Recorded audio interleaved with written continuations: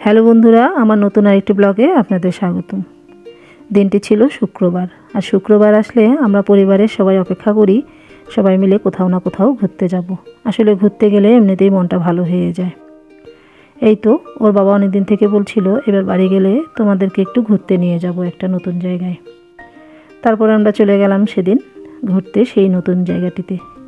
গিয়ে সত্যিই আমরা সারপ্রাইজড। শহর থেকে কিছুটা দূরে এত সুন্দর যে একটি জায়গা আছে সত্যি ভাবতে পারিনি। ওখানে ঢুকতে হলে অনেক পারমিশনের প্রয়োজন, তাই আমরা একটু রিকোয়েস্ট করেছিলাম যেন ভিতরে আমাদেরকে ঢুকতে দেওয়া হয়। এই তো তারপর বললাম, কিছুক্ষণ পরে একজন অফিসার এসে আমাদেরকে ভিতরে নিয়ে গেল, এবং সে যে এত ভালো মানুষ, অনেক যত্ন সহকারে পুরো এরিয়াটাই আমাদেরকে ঘুরে ঘুরে দেখিয়ে নিয়ে বেড়ালো।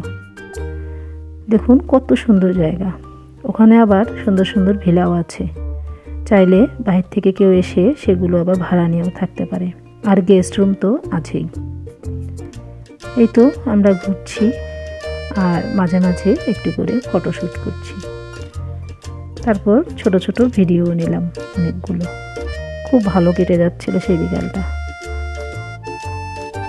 দেখলাম দেখতে দেখতে একটা এই সুন্দর ফুলে ভরা গাছটি চোখে পড়ল, তাই দেখলাম এই সময় আবার ওই গাছগুলোতে ভর্তি করে ফুল ফুটে আছে। ওই গাছটি আমারও ছিল, কিন্তু এত সুন্দর ফুল ছিল না।